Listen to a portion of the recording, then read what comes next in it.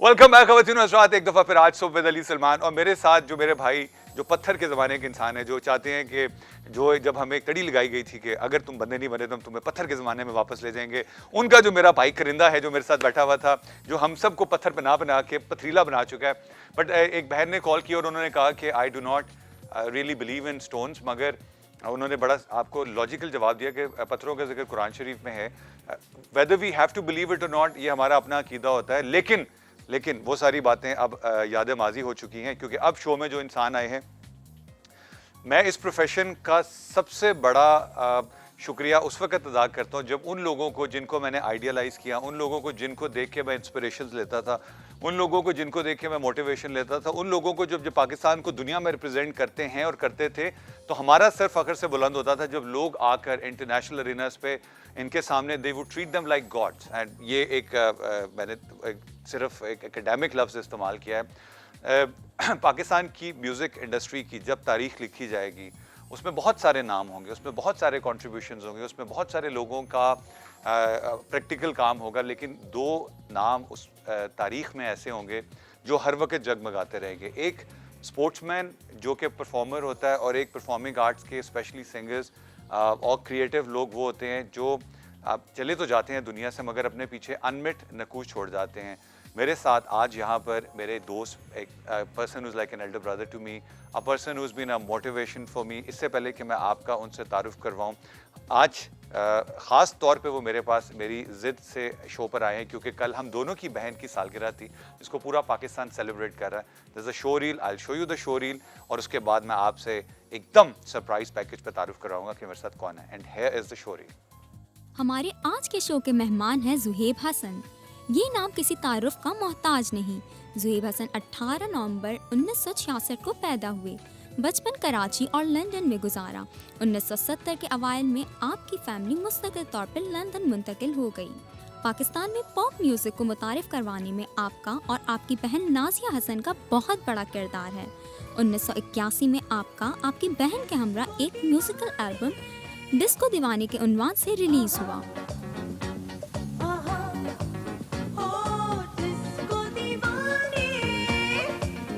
ये एल्बम पाकिस्तान और हिंदुस्तान समेत वेस्ट इंडीज, लातीनी अमेरिका और रूस में मकबूलियत की तमाम सरहदें उबूर कर गया। मगर नाज़िया हसन इस एल्बम की रिलीज से पहले ही 1980 में हिंदुस्तानी फिल्म कुर्बानी के लिए एक गाना आप जैसा कोई गाकर शोहरत की बुलंदियों तक पहुंच चुकी थी।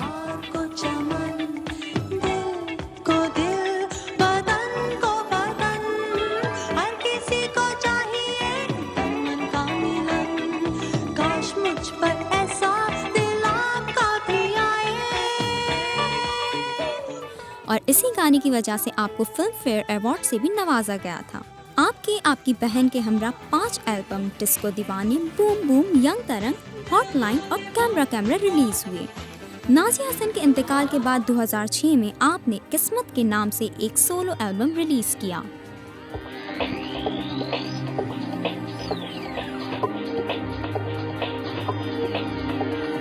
फैशन यहाँ है हर जगह, नया सकीत है।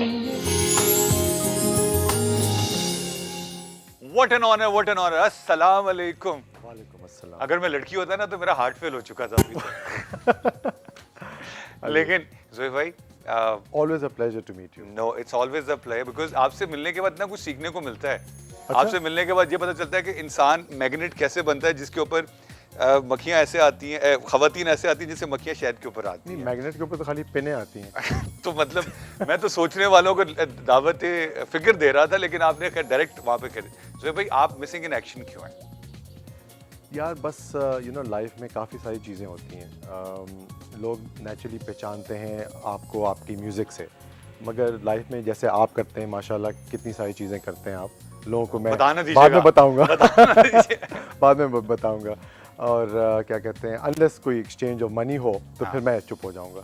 वो तो हम आप देखें। अच्छा, तो क्या कहते हैं, हमारी फैमिली के ऊपर बहुत सारी चीज़ें गुजरी हैं। Absolutely. नाज़िया का जो इंतकाल हुआ है, मेरी अम्मी और मेरे फादर जो हैं, मेरी अम्मी तो वहाँ हैं मगर नहीं हैं, अगर आप समझ सकें वो बात। और फादर जो हैं वो भी बड़े चुप हो गए हैं। Very quiet and he is not been well also. तो ये बहुत सारी चीज़ें हमारे ऊपर गुजरी हैं एज अ फैमिली। एंड वो कहते हैं ना, जब एक शीशा टूट जाता है तो उसकी पीसेस बड़ी मुश्किल से जुड़ती हैं वापस। एंड क्या कहते हैं, फिर उसके बाद मेरे फादर जो हैं उनकी भी तबीयत थोड़ी से ऊपर नीचे थी। तो we are a business family, तो जितना बिज़नेस था वो मेरे ऊपर आ गई थी रिस्पॉन्सिबिलिटी, तो I had to do that. But character of a person actually comes in crisis and you have माशाल्लाह आपने बहुत अच्छे तरीके से फेस किया।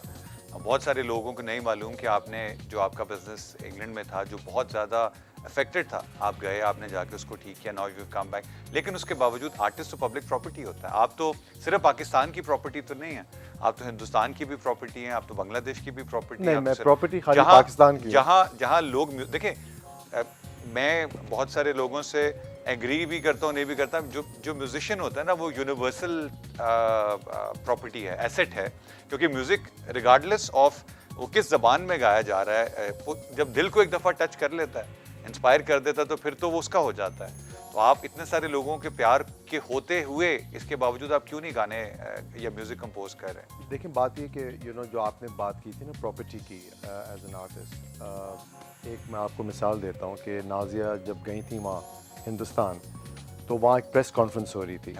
और उसके अंदर उन्होंने कहा कि नाजिया जी आपने कमाल कर दिया है और आपने हिंदुस्तान का नाम जो है रोशन कर दिया है। तो उसी वक्त उन्होंने उठ के कहा कि एक थोड़ी सी गलत फहमी है, मैं हिंदुस्तानी नहीं हूँ, मैं पाकिस्तानी हूँ। तो आधे से ज़्यादा लोग जो हैं, जो जर्नलिस्ट थे, वो वॉकआउट कर गए थे।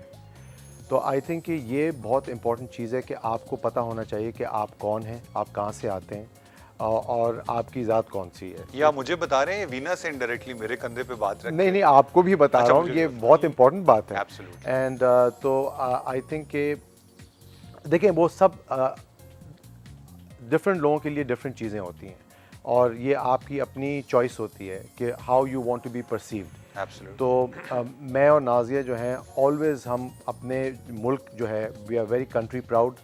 और And you have made the country proud as well. बस वो तो देखें, वो तो अल्लाह मियाँ के ऊपर होता है कि आपको कुछ वो दे वापस, तो वो बहुत नेमत है। I mean and I think we are thankful to God. I mean उन्होंने जो हमें दिया है, शोहरत, जो भी प्यार दिया है लोगों का, I think that's all from him. You have a beautiful family, जेना भाभी, बच्चे, मगर शादी से पहले सुना है कि जूलिया रॉबर्ट्स, पैमेला एंडरसन, ये आपने कहाँ से सुना है? देखिए मैं भी इंटरनेट पे सर्च करता हूँ, मैं भी सुनता रहता हूँ। इनके दरमियान सुना है बाकायदा हाथापाई हो गई थी कि हाय ज़ोएबनल मैं ब्याह करना, नहीं ज़ोएबनल मैं ब्याह करना। मुझे आपको गलत फहमी, आपने रॉन्ग सर्च कर दिया होगा, आगे? आपने गूगल नहीं कहीं और डाल दिया हो गया सर्च इंजन में ये। और आप ऐसी कैसी बात कर रहे हैं? अभी जो आपकी भाभी है ना, जी जी, वो अभी देख रही होंगी और आपको सॉर्ट आउट कर देखिए मैं वो शाम को मुलाकात होगी तो गड़बड़ हो जाएगी। नहीं, मगर ये जो शादी है, जो प्यार है, ये क्योंकि हर कामयाब आदमी के पीछे एक खातून है जो इसकी इन्वॉल्वमेंट बिल्कुल, होती I mean, है, that's- और आगे ढेर सारी खवातीन होती हैं जिनसे उस इंसान की इन्वॉल्वमेंट हो सकती है। तो उसके बारे में बात करेंगे। कॉलर लाइन पे शायद वो आपसे बात करना चाह रहे हैं। जी अस्सलाम वालेकुम। हेलो, अस्सलाम वालेकुम। वालेकुम अस्सलाम। कौन बोल रही है, कहाँ से बोल रही हैं? ज़ोहेब भाई हमारे साथ है और हम दोनों की बहन की कल सालगिरह थी। What do you want to say? Happy birthday. Thank you. Hello? Happy birthday ऐसे थोड़ी कहते हैं। हाँ, तो मैं बोल रही हूँ ना, मुझे बोलने का मौका तो दे। तो आप बोलने का मौका नहीं देते हैं किसी को। फोन आपके लिए लोग करते हैं, मौका आप नहीं देते हैं बोलने का। अच्छा हैप्पी बर्थडे तो कह दे, नाराज तो मत हो बहन मेरी। Happy birthday to you. To Nazia.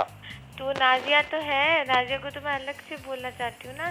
She is a legend by the way ना। एब्सोल्युटली। हाँ, और they both made us proud and a country proud and माशाल्लाह both of them are great. मैं बोलती हूँ, एक तो आवाज़ उनकी इतनी अच्छी थी और मुझे ये समझ में नहीं आ रहा कि ज़ोएब हसन ने छोड़ी क्यों singing. He has got a very very very melodious voice, लेकिन उन्होंने छोड़ दी।